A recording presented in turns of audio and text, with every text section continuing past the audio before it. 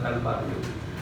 Kaya lahanin po natin na tayo po ay binayaran ng Diyos yung ating po mga pagkakautang. Kaya di ba? Kapag nasa panalangin po yan, sabi nga, patawarin mo kami kahit na nagkakautang sa amin. Diba sabi doon sa Matthew chapter 6. Okay, dito po tayo sa ating pong pagkaan ngayon po umaga pong ito. At may Happy New Year po muli sa bawat isa. Ilang araw pa lang po ang 2025 para di natin matanggap, ano? Para gusto pa natin 2024 pa. Pero ganoon talaga na, pakabilis ang panahon. Bukas pangalawa, 2026 na. So namalayan natin, 2040 na pala. Yung mga sasakyan, lumilipad na yan. Diba, yung mga kotse, no? Tapos yung aeroplano, umano na sa underwater na siya. Oo, dyan na lang yung ganun yan. So pagawa nga ng aking, hiking, para wala si Jollibee dito. Apo, so, ito sa binasa po natin, dito na natin babasahin ulit. At papasadahan na lang natin mamaya. So, ang title po natin is God's Call for Us to Serve Him. Tayo po muna ay sandaling manalangin. Panginoon na aming pong Diyos na Ama sa langit, purihin ka sa oras pong ito. Papasalamat kami, Panginoon, sa mga inawit, Panginoon, kanina. May special numbers ng ilang Diyos, galing sa choir. Panginoon, tulungan po kami ngayong oras na ito na maging tugma, akma ang aming pong napangunawa. Ang aming pong Panginoong Diyos na karunungan ay may tama namin, Panginoong Diyos, sa puso namin. At nawa, Panginoon, ang kalooban niyo po ang parating na susunod, Panginoon. Kayong maluwalhati ng ilang Diyos at tugal po ay nagbabasa, nakikinig, at nangangaral sa salita ng Diyos. Salamat po. Muli, nag-aaktiwalan po namin ang lahat ng ito sa pangalan ng Jesus. Amen. Opo, so tayo po ay tinawag ng Panginoon para tayo ay maglingkod sa Kanya. Kung bakit po, ito po ay nung tinawag po, nilikha po ng Panginoon ng tao. Wala pong ibang layunin ang Diyos, kundi yung tinatawag ng fellowship. Ang fellowship po ay nagsimula po yan doon sa Garden of Eden.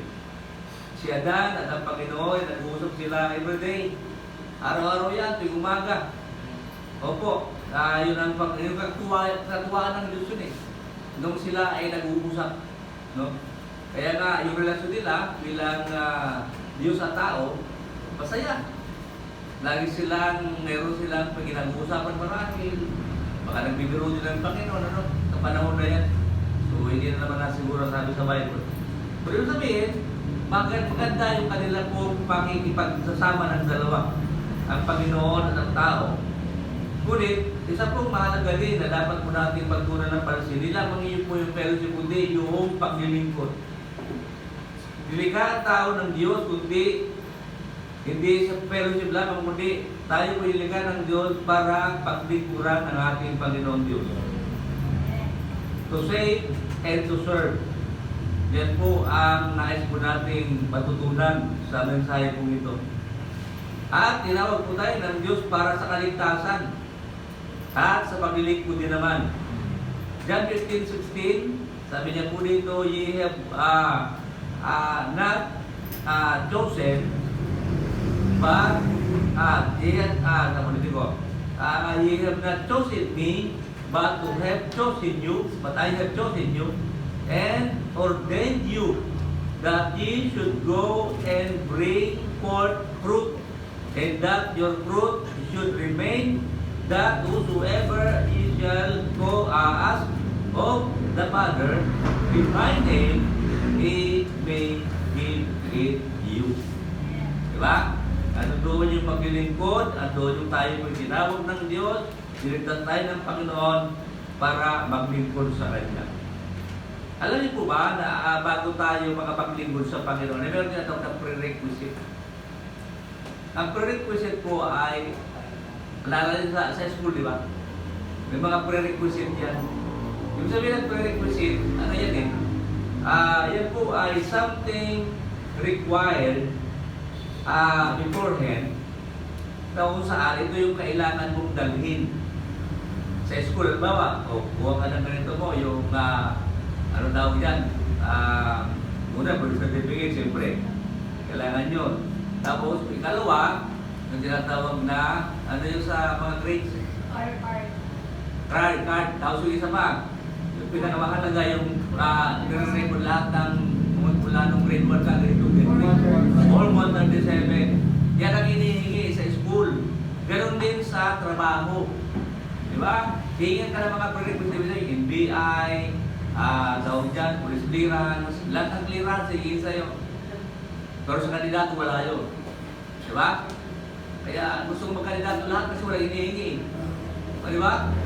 Sa may babagsak talaga eh. Halimbawa, meron kayong tinatawag na, ang tawag yan, yung X-ray. Pag bumagsak ka doon, hindi ka makapasok sa trabaho. So, ganoon po yan. Ngayon, sa paglilingkod sa Panginoon, meron pa isang hinihingi prerequisite sa atin na kung saan, ito yung matututunan natin ngayong umaga. Nasa po dito, ito po ay una, number 1, save ka. Ba? Pinagkauna-unahan na tawag niya requirement para nasa kanon ay makapaglingkod ang isang tao sa Diyos. Kailangan ligtas siya. Bakit? Kasi kung hindi siya ligtas, hindi niya malalaman o hindi siya gagamitin ng Diyos kasi hindi nga siya ligtas. Paano siya maglilingkod, hindi man siya ligtas? Ano gagawin niya? Di ba? Hindi niya alam. Hindi niya nga siya lumalapit sa Panginoon. Paano siya makakapaglingkod? Ikalawa, yung tinatawag na SAGE. S-A-G-E. Ano ibig sabihin niya, Pastor? Ibig sabihin, pantas, matalino. Opo, matalino. Hindi pala kailangan din, Pastor. Hindi, ibig sabihin ng matalino, marunong kang kumilati, so marunong kang umintindi ng kalooban ng Diyos at hindi kalooban ng Diyos. Yan ang matalino sa Panginoon. Hindi yung matalino ka doon sa secular, gagamitin ka na ng Diyos. Hindi naman yon. O pwede rin naman na magamit ka, pero ibig sabihin, pag sinabi matalino, hindi kaagad-agad secular na karunungan. Di ba?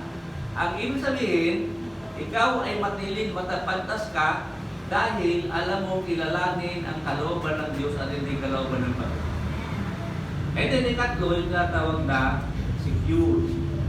Di ba? Kasi ang isang safe ay secure siya. Okay? Pag isang Kristiyano, secure na siya kaagad nung naging naligtas siya. Meron siyang security. Na pagdating ng araw, pag namatay siya, sa langit siya pupunta. At walang walang tawag dito. Hindi yun haka-haka lang, kundi totoo yun. Sinabi ng Panginoong Diyos yan. Sinabi ng Panginoong Kristo yan. At ikalawa, kung tinatawag na sacrifice. Okay? O sacrifice or tinatawag na perfection, affection, and concern. Diba? Meron kang affection, meron kang concern. Kasi kung wala kang affection sa mga kaluluwa, wala kang concern sa kaluluwa, hindi ka maaaring maglingkod sa Panginoon. Nakikita mo yung tao, punta ng impyerno, hindi mo lang sira ng salita ng Diyos. Hindi mo siya sira ng kaligtasan. So wala kang affection sa tao. Wala kang tinatawag na concern sa church. Na, di ba? Na makapagdala ka ng kaluluwa. Yung concern kasi, ibig sabihin, ayaw mo mapahamak yung tao dahil alam mo, minsan isang araw, mamamatay yan. Tama ba? Yeah. Hindi ang buhay ay, akala mo, laging okay lang siya, araw-araw, hindi. Sabi ko nga sa inyo, mayroong mga maayos na pangangatawan, bukas makalawa, wala na sila. Namamatay na lang bigla. Yung iba, binabangungot, yung iba, nasasagasaan. Yung iba, nababangga sa motor. Di ba? May mga ganun eh. Bakit? Kasi ang tao, hindi naman lahat Kristiyano yan eh. Yung iba nabangga sa motor, pag nabangga yung motor, o nabangga sa motor, di ba, binangga yung motor niya, ano kasi lasing. Di ba? Ganun yun eh, kadalasan ganun eh. Ano nangyari? Napapahamak dahil lasing. Akala niya yung kanyang pagmamaneho ay mabagal lang. Pero yung pala, mabilis na pala. Kasi ang lasing, hindi marunong umintindi. Tama ba? Kaya nga sila, pag nagiinuman sila, malakas yung tunog kasi hindi marunong umintindi. Sisigawan sila eh. Oh. Kailan na pag-uwi, di ba? Pero ako kilala yung tagro sa amin. Nag-swimming sila doon sa Tanay. sa Sierra Madre. Ngayon, nag-swimming sila, sabi ng pinsan ko, kasi pastor naman yun, pastor daw siya. Ngayon, nung nag-swimming sila, sabi niya, Brad, huwag ka nang, sumakit ka na sa doon sa sakyan. Sakay mo na yung motor mo. Kung kaya yung anak mo, hindi naman sila siya na mag-drive. May hindi, kaya ko to. Kaya ko to. Sabi niya, ilang beses siya nabiyan, talagang gusto niya, pinipilit yung sarili niya, kaya niya daw. Ngayon, ang problema, pauwi dapat sa baras. Kasi pababa sila, galing Tanay eh. Diba? Sierra Madre, mataas yun eh. Kaya pababa sila dapat na gano'n. Ang pinuntahan niyang way, Marilaki. Papunta sila Marikina. Palayo. At pagkatapos, sumunta sa papuntang Marikina, parang overtake siya. Nabangga siya ngayon ng 10-wheeler yata. Patay. Bal na araw yun. See? Di ba? Di akalain. Ngayon sabi nung pinsan ko doon sa anak niya, hindi mo ako pwede kasi. Sinabihan ko siya, sumakay na siya. At ikaw mag-drive. O, alam mo yan, sabi niya, usap tayo. O, napakakit na ikaw, mismo, kinausap kita. O, kaya wala sila magawa. Hindi niya pwede sayin yung pinsan ko. Dahil talagang tama naman yung ginawa niya. O, yun, namatay na. Ano ang problema dyan? Kaya ang tawag nila dyan, hindi motorcycle, motorcycle. Oo. Marami kasi talagang hindi maingat. O nag-iingat ka man, ikaw naman yung babanggain. Dalawang bagay eh. Ikaw yung bumangga o ikaw yung babanggain. O, di ba? Ayun tatay ng brother, di naman yata binanggain na self-accident naman yun. May mga ganun eh, babanggain ka bigla eh. O, kasi lasing din naman yung nasa likod, ikaw hindi. O, problema malaki. No? Sabi, meron concern and affection. Isang maglilingkod sa Panginoon. Sabi sa John, 1 John 2:15, love not the world, neither the things that are in the world. If any man loves the world, the love of the Father is not in him. Okay? The object is the manner of loving of this world. Ayan. Yung object mo doon, na tinuturo po ni John, ay yung pagmamahal sa mga bagay sa libutan ito. Kaya na sabi, may nagtatanong namin niya, bakit nga ba, magka-contrast yun? Yung for God so love the world. Tapos pagdating dito sa verse dyan, sabi niya dyan, love not the world. Bakit gano'n? Hindi yung sabihin, may contradiction yung Bible. Hindi po. Unawain natin mabuti, kailangan natin magkaroon ng mabuti. Kasi po, yung word po doon na tinatawag sa John 3:16, hindi po yung tinatawag na, ang tinatawag po doon ay tao. Okay? Lahat ng tao, mahal ng Panginoon. For God so loved the world. Walang tao na hindi mahal ng Diyos. Tandaan niya. Tao ang tinutukoy doon. Ngayon, ito naman tinatawag na sa John 1 John 15. 1 John, ano nga ba ito? 2. Ang tinatawag po dito ay yung tinatawag na cosmos. Okay? Yung sistema ng mundo. Ano nga ba ang sistema ng mundo ito? Ano nga ba? Tanungin natin sarili natin. Di ba? Ang mundo ay inilalayo ang Kristiyano sa Diyos. Yan ang mundo. Di ba? Lahat ng kalaswaan, lahat ng kasinungalingan, lahat ng korupsyon, lahat sa mundo yan eh. Kaya yun ang dapat hindi mahalin ng tao, hindi dapat mahalin ng Kristiyano. Di ba? Love not the world, neither the things. Di ba? Things that are in the world. Yung mga bagay na nasa mundo ito. Pag sinabi, hindi pwede yan, huwag mong gawin yan. Pero sinasabi ng Panginoon, so kailan naman ang ulo ng Diyos eh. Kung hindi pwede, hindi pwede. Di ba? Kasi pag pinagpilitan natin pwede, magkakainit tayo, magkakasundo ng Panginoon. Di ba? Lord, pwede ito eh. Ay, hindi na pwede. Kung ikaw pinipilit mo sarili mo, pwede. Pwede ikaw na maging Diyos. Di ba? Sabi ng Panginoon siguro, no? Ayaw mo sumunod eh. Tao ka lang. Dapat ka sumunod sa Panginoon. Hindi ang tao ang magpapasunod sa Diyos. Pwede ba yun? Nilikha ka ng Diyos tapos tunurin mo siya? Hindi ba kalapuhan yun? Hindi mo pwede talaga.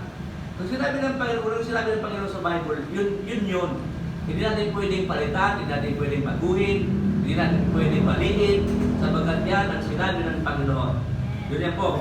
Sabi sa verse 16 ng 1 John, sabi niya, for all that is in the world, ito na, the lust of the flesh, yan, the lust of the eye, and the pride of life, is not of the Father, but is of the world. O, di ba? Madali na maunawain eh. Yung karaswaan ng laman. Di ba? Yan yan eh. And then yung tinatawag na yung ano din, ano tawag dyan? Pride of life, yung the lust of the eye, di ba? Nagmumula kasi lahat yan sa matay. Di ba? Sa matay nagsisimula yung ating tinatawag na lust of the flesh. Sa matay nagsisimula. Kasi yung mata natin ang bintana ng ating katawan. Pag minulat mo yan, at pag medyo may nakita ka na hindi ka tanggap-tanggap sa sarili mo, hindi ka naman bibigit eh. Lalo ang mumulat eh. Di ba? Bakit? Si David, yung nangyari sa kanya eh. Salit na pumikir, minulat niya ulit. O yun, dali siya. Di ba, Chiba? Kasi, gano'n yan eh. Kaya nga, sabi ko sa inyo, kapag ang isang tao ay ito ang pinairal sa sarili niya, hindi niya kayang pigilin yan. Yes, mapababae, mapalalaki, pare-pareho lang po tayo tao na mahuhulog tayo sa tukso pagdating ng araw. Pero huwag naman sana, no? Hindi dapat. Kaya tayo lagi nag-pray, na Lord, ilayo mo kami sa tukso, ilayo mo kami sa ganito, sa lahat ng yan, sa lahat ng kasamaan sa buhay, ay huwag niyo po kami ipaintulog. At tayo tutulungan ng Panginoon. Kasi huwag na natin kasi i-entertain. Yun lang naman yun eh. Pag i-entertain mo, halimbawa, pag inalok ka ng ganito produkto, at pagkatapos na ganda ka din, naghulog ka ng kalahati. Tapos pala, scam pala yun. Hindi na sa pagbulik, bumalik. Uwanyari ka. Kasi in-entertain mo eh. Ikaw pinabayaan mo na yan, lalo ngayon, di ba, December na. December na. Kaya lalo ngayon, sa mga panahon na ito. Okay? Na living na tayo because of this sa living. Diba? Yan, pasama na pasama. Mga kapatid, isipin nyo yung sa, ano ba yung Paymaya. May nai-scam pa dyan. Paymaya na yun O bakit sino-scam doon yung kaklase ko? Kasi binigay niya yung kanyang, ang tawag doon? OTP. Hindi kasi nagbabasa ng dyaryo. Di ba pinamalitan naman yun eh, di ba? Kahit di ba nagpapalala yung globe, di ba? Ano naman ba para naman? Ba't in-entertain niya kasi? Pag binigyan mo na yun, napindot. Oo. Tapos in-entertain niya yung link niya. Yan lang. No, di ba na mag-usap siya doon, mag-conversation siya doon. Sabi ko nga, kapag nag-conversation ka, madadali ka dyan. Kasi nga si Eva ganun eh. Di ba? Yun lang naman yung pattern eh. May pattern na tayo mga kapatid. Nasa Bible. Ayan. Kasi kung si Eva, kung lumayan siya doon, umalis na siya doon, ay hindi na siya sana natukso. Sabi ni Mama, huwag mo pala, ano sa buhay ko. O di ba? Yun, ganun lang yun eh. Ibinigay niya yung OTP mo tawag ka. Patay, yari. Kaya nakalimanda siya. Kasi sa kanya naka-address eh. Yung yung Paymaya na yun eh. Pero din sa nagpagsunti. Doon sa Quezon City. Ganun din, na-demanda. Ano pa sila ng katorno ng abogado. Kaya yun ang nakakalungkot ka. Opo. Kaya ingatan natin mga kapatid. So yung paalala sa atin ng Bible. Kanina, sabi dyan is, para makamang lingkod dahil sa Panginoon, prerequisite. Kalawa, the pattern of serving God. Meron tayong mga pattern. Ano ba yung pattern? Ginagayahan. Kagaya doon sila sa pagkapananahi, may pattern. Hindi pwede ko lang pattern. Papahulaan mo ba yung shape yung ito? Tapos yan, di ba, hulaan mo. 16 niya tayo na. Tapos yung bewang ko is 9. Tagtag mo, no? 9 yung ano mo. Pero parang kilin niya. Pilira. Okay? Rebatting, observe God. So, sabi doon sa verse 3, sa binasa natin, hanggang 8 to 9. Okay? Okay? Ayan. Kailangan natin pabili nga ako ng tao. Pag-binabili ko sa bahay. Gamot sa ano? Gamot sa yung tagulo. O yan. Verse 3. Okay, basahin natin. Nandiyan ba dahil? Yeah, well, dito tayo. Basahin natin sabay-sabay. Ready now, read. For I say, your grace given unto me, to every man that is among you, not to take of himself more highly than he ought to take, but soberly, according to God hath given to every man with measure of faith. Verse number 8 na ba? Okay? Sandali ha. Number 8 na ba? Number 8. Okay. Ready? Read. Or he that exhorted with exhortation, he that giveth that gave to in simplicity, he that ruleth with diligence, and that sheweth mercy, that cheerfulness. Yan. And let love without dissimulation, and abhor that which is evil, cleave that which is good. Yan. Cleave to that which is good. Okay? So, ibig sabihin po, ang pattern natin, mga kapatid, ay laging doon sa mabuti. Okay? Kaya tayo nag-surwining dahil ito'y mabuti. Kahit natuturo ng bata, dahil ito'y mabuti. Dahil tinuro ng Diyos yan. Nang sabi ng Panginoong Jesucristo, huwag mong itaboy ang mga bata. Hayaan mo silang manatili. Ginalumpangan yung ibang bata eh. Kasi bakit? Pinapauwi sila mga disipulo eh. Tinataluy sila eh. Sabi niya, uy, uwi kayo. Galit pa sila eh, no? Disipahin pa yung isa eh.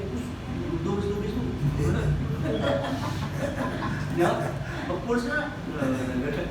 Hindi ganun yun. Hindi ganun pagturing ng naglilingkod sa Panginoon. Dapat may pag-ibig. Okay? Na kahit na yan ay madungis, sayakapin mo yan. Diba? Hindi pa kunwari yung totoo yun. Na pinapakita natin sa kanila. Hindi tayo nagkukunwari na mahal natin sila. Totoo, mahal natin ang mga batang yan. Dahil isa sa mga bata yan, na dinuruan mo dyan, one of these days, marahil maging presidente siya. Diba? Ng TODA, diba? Okay lang yun, ang presidente. Oo. Hindi naman masama yun eh. Diba? At least presidente ng TODA. Diba? Ng Pilipinas. Kaya, pwede naman eh. Oo. May Kristiyano siya, diba? Nag-aaral siya, tapos na ano siya, nahalal sa bilang presidente. Wala namang problema doon eh. Hindi naman imposible yun eh. Di ba? So yun po yung mga bagay na dapat natin matutunan. Una, in relationship to the church. Kaya tayo binibigyan ng pati ng Panginoon kasi meron tayong church. Alam ba nyo na ang church ay inorganize ng Panginoon. Yung church na ganito natin. Di ba? Ang iglesia ng Diyos na nabuo po sa panahon po ng Book of Acts, na kung saan ay bumaba ang Holy Spirit at yung mga mananampalataya that time ay nagkaroon po sila ng speaking in tongues at pagkatapos po yung Holy Spirit ay in-empower lahat ng mga mananampalataya. Kaya sila nagkaroon po ng tinatawag na kapangyarihan para ipakaral ang salita ng Diyos. Kaya po sila dumami. Di ba? 2,000 na bawat araw sa kanilang iglesia. At wala po silang building sa panahon po na ito. Nagagather po sila bahay-bahay. No? Bahay-bahay sila. Wala namang building noon pa na pinapatayo. Kasi nga ang pinaka-goal nila is to soul win. To win soul. Ganon. Ngayon minsan, di ba? Kaya yung iba, gusto nila makapag-building agad. Hindi naman, siguro na mag-building ka agad. Di ba? Hindi gano'n yun eh. Kaya nagkataga tayo dito, dahil ito tayo tinutugon ng Panginoon yung panalangin natin. Darating yung time na tutugunin din ng Diyos ang ating panalangin. Tandaan nyo. Oo.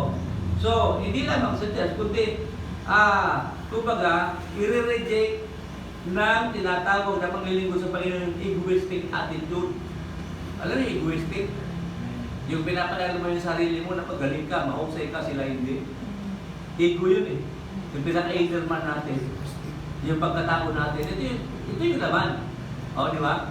Yung lagi kang magaling, lagi mahusay, gusto mo lagi kang aawit sa Panginoon kasi nagpapa-impress ka. Di ba? Hindi ganoon sa Diyos eh. Sa labas pwede. Papalakpakan ka, sisigawan ka, pupurihin ka. Sa Diyos hindi. Sa Diyos hindi ko pwede. Lagi nag-glorify pa rin ang Panginoon. Kahit anong gawin natin. Nagturo ka ng 2 bata, Panginoon na nag-glorify. Isang bata, okay lang yun. Nag-glorify pa rin ang Panginoon. Kung tinuruan mo yung bata, talagang nakikinig sa akin. Ang galing-galing mo kasi. Di ba? O, ikaw na lang ang pumuli sa sarili mo eh. Di ba? Wala naman yung pumuli sa ikaw na rin. Di ba? Egoistic ang tawag dyan eh. Oo. Di ba? Wala yun. Okay? Na sabi po dito, his motive dito is Christ. Dapat ang motibo natin ay walang iba kundi ang Panginoong Yesu Cristo. Sabi, not self-centered. O, di ba? Hindi yung makasarili tayo. Not refer to himself excessively, not for personal interest. Kasi, kung sasabihin natin, Pastor, meron akong ministeryo. Meron akong children ministry. Ngayon, ako, di ba? Children ministry ko. Di ba? Kasi, pag ganyan ang narinig mo sa tao, hindi connected sa church ang ministry niya. Walang kabuluhan. Di ba? Dapat konektado sa church kung may ministry ka. Pero lagi yan. Kasi, egoistic yan, ang inaalis eh. Pastor, ang dami kong member doon. Di ba? Dami kong member ng mga bata. Nasa mga 40. Oo. Saan yung church mo? Wala. Di ba? Parang hindi ko alam kung paano explain yun. Wala pastor. Basta ganun lang. Paano mo natuto mag-tour? Di ba galing ka dapat sa church? Kasi hindi mo natutunan sa labas yan eh. Kasi kung ikaw ay nagtuturo ng mga bata, naturalmente, natutunan mo yan sa church. How come na mayroon kang mga bata yung turuan na wala kang church? O di ba? Puzzle yun. Nag-iisip ko, bakit gano'n? Ano ba ito tao ito? Buti sana kung ikaw nagpapasok ng kanila. Di ba? Pastor ako nila, pastor. O di ba ganda? May test kayo. Okay, ganito test namin. O di ba ganda? Pero sasabihin mo, wala akong church, pastor. Basta ang gusto ko lang magturo. Okay lang sana yan kung halimbawa, martial arts, di ba? Di ba? Di ba, ano ka, instructor ka, walang problema. Pero kung ministry, iba yun. Di ba ang ministry, mga kapatid, ano? Di ba ang ministry sa personal ng pagtuturo talaga? Iba yan. Kaya yung martial arts naman, pwede naman mag-ministry sa church. Di ba? Kung ang instructor ay, martial artist siya, pwede mag-ministry. Yung iba, ganun ginagawa eh. Di ba? Yung ginagawa nila eh. Okay? And then, hindi lamang po yan, kundi recognize the example of the body, his manner, cooperation, and coordination to the equal rule and significance for every member. Kasi sinabi po sa Bible na meron po tayong isang katawan na maraming sangkap. Diba? Ang katawan ng tao ay may ulo at may katawan, may mga kamay at may mga daliri. Kompleto yan, may function ng lahat. Kaya sa church, bilang tayo po yung body of Christ, okay? Si Jesus yung head, sabi ng Bible. Ang tawag dyan is body of Christ. Yung kabuuan ng mga Kristyanismo sa buong mundo. Body of Christ ang tawag dyan. At kasali tayo doon. Ngayon dahil kasali tayo doon, dapat kasali tayo sa lahat ng mga ministry ng church. Sa magbibigay, sa choir, sa lahat, mga kapatid. Oo. Sa mga contribution. Di ba? Meron ganun. Ministry pa rin yan. Okay? And then, gandaan po natin, responsive and responsible to the exercise of his other's gift, and the knowledge and accept the reality of having gift and patience, having gift and talent. So kaya nga po, ang Kristiyano, kailangan alam niya sa sarili niya na may talent siya, may gift siya. Lumalabas siya, mga kapatid niyo. Lumalabas siya kalaunan. Akala mo sarili mo wala. Hindi mo lang pasuraro umawit eh. Eh, iba pala ang gift ko. O, di ba? Marunong lang naman pasur, ano eh. Yung makipag-usap sa tao. Diba? O, pwede mong invite sa ito. Pwede mo siyang invite. Ganun, pwede yun eh. Gift ang tawag yan. Pwede mo lang pasur mag-gitara. O, pero marunong naman mag-organ. Mga ganun. Nahanap yan. Opo. And then the relation, hindi lang ang relationship, but the relation to other Christians. So tayo po dapat ay selfless. Masarap selfless ay yung pansarili mo pag-uli ka. Bawa, pagka mayroong pagdiling mo sa Panginoon, dapat sarili mo huli na. Yung oras para sa Panginoon. Hindi para sa ibang tao. Kung meron ka dapat tulungan, di ba? Sarili mo na ito, siya muna. Kung may pangailangan siya, diba? Mag-pray. Mag-pray mo siya bago yung sarili mo. And then, stuck to what is good. Stick pala.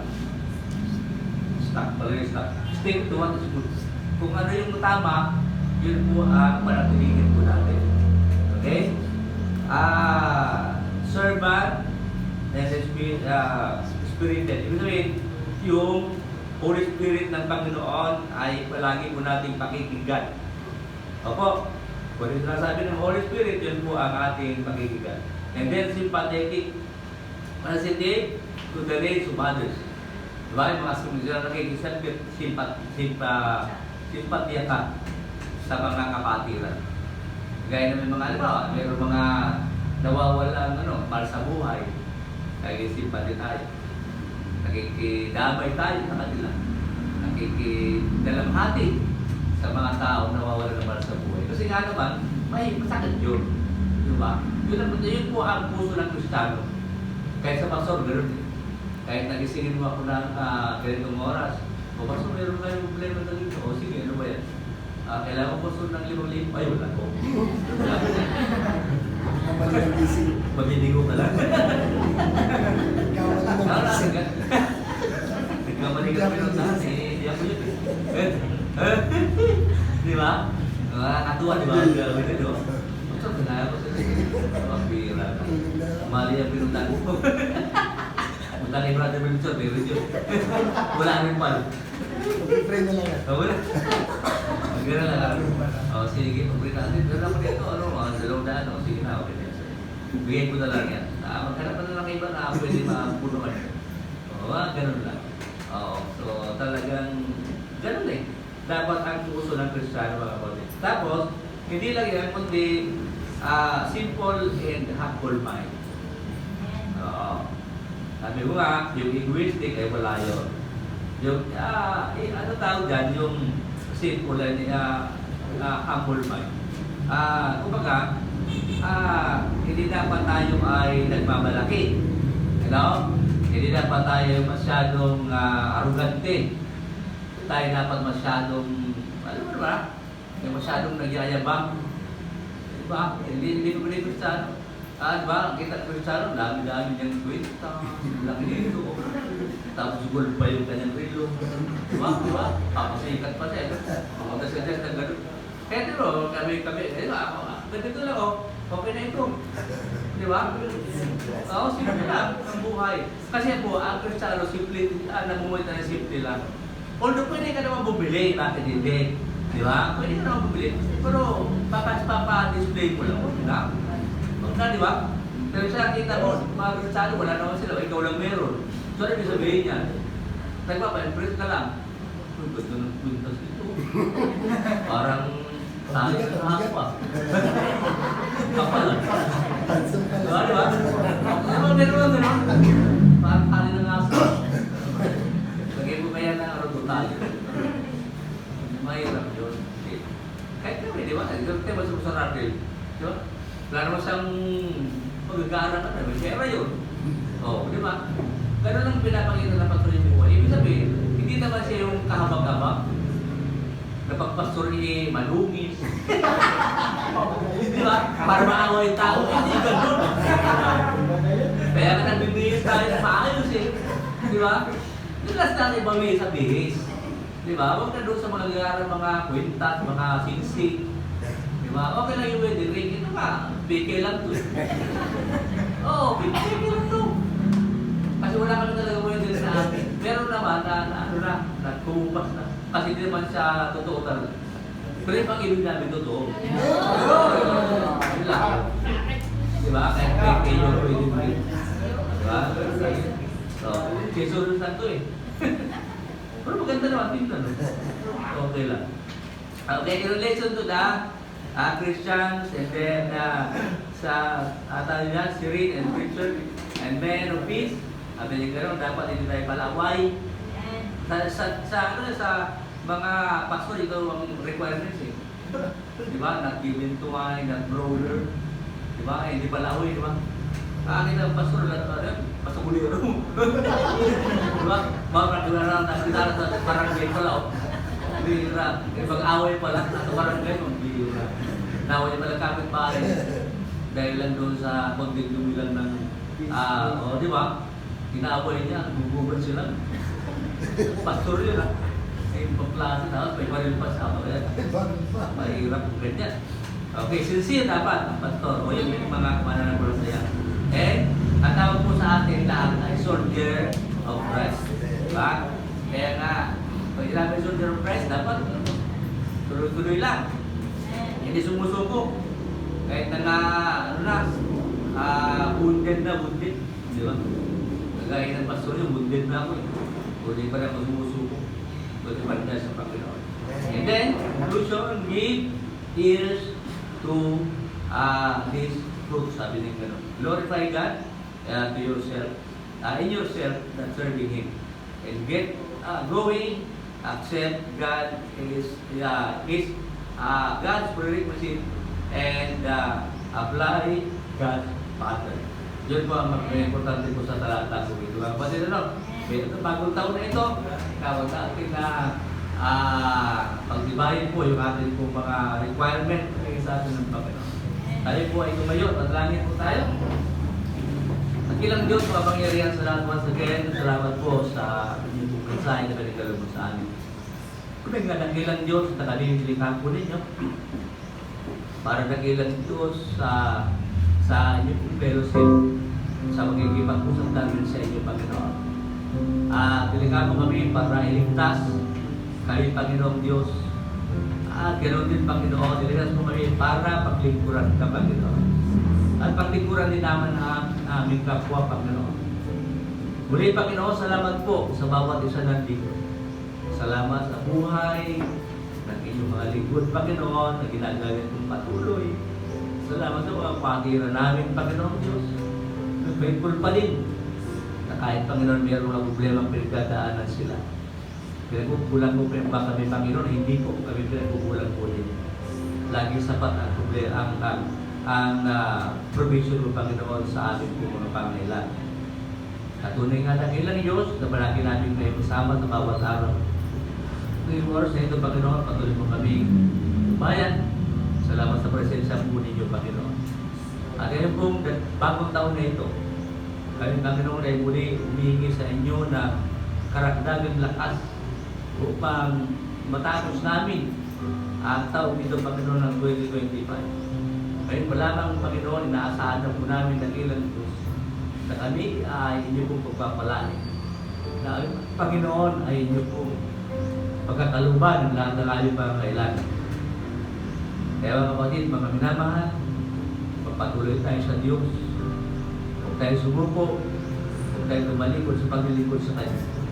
Sapagat ang Diyos ay hindi tayo iniiwan. Hindi tayo iiwanan ng Panginoon kahit kailan. Palagi siyang nasa atin. palaging totoo ang kanyang pangako. Palagi niya tayong magkakalugban ng lahat ng ating pangangailangan. At patuloy niya tayong ilalayo sa anumang pong kabangabangan. Purihin ka dakilang Diyos, kayong oras na ito. Gatanong kami sa aming pansamantalang pag-iwan-iwan. Ilay kami sa anumang pong bagay na hindi maganda. Kaya naman po, sa mga kamay namin magkakatiwala ang lahat ng ito. In Jesus' name, Amen. Tayo po lumawin. Tawitin po natin, I'm giving, I'm giving. Ako na lang po may pray sa ating opening. I'm giving, ready now, say, I'm giving, because I love Jesus. I'm giving, because I love Thee. Nagilang Diyos na mahabagin ang mga pangyarihan sa lahat. Salamat po sa inyo pong kabutihan. Salamat din, Panginoon, muli sa mensahe na pinagdalo mo sa atin ngayong pong araw na ito. Paunin po namin ito, Panginoon, sa amin po pag-alis mamaya. At amin po itong muli-mulayan, Panginoon, pagdating natin sa bahay. Panginoon, tunay nga, O Diyos, na Ikaw lamang, Panginoon, ang aming pamilyang bulan. At walang ibang Diyos na karapat-dapat na paglingkuran kundi Ikaw. Sabagat Ikaw, Panginoon, ang lumikha sa amin. At kami, Panginoon, iniligtas po ninyo. Kami, Panginoong Diyos, ay inyo pong nilikha para sa kabutihan po, Panginoong Diyos, at para sa fellowship, Panginoon, pag-ibang fellowship sa inyo, Panginoon. Salamat po, Panginoon, ngayong oras po ito. Iulis po ninyo ang bawat sa labing malilikom. Kayo ang magpala, Panginoon, sa bawat kamay, puso na matapat na nagbibigay, Panginoon, sa inyo. At kayo, Panginoong Diyos, ang patuloy na magkaloob, Panginoon, ng mga pangailangan po namin. Muli, O Diyos, ang lahat ng ito ay panalangin namin sa pangalan ng Jesus. Amen. Sige po, magbigay po tayo sa Panginoon. At kung meron po kayong makapagbigay po sa commitment, kaya dito po, sa mission, dito po yan.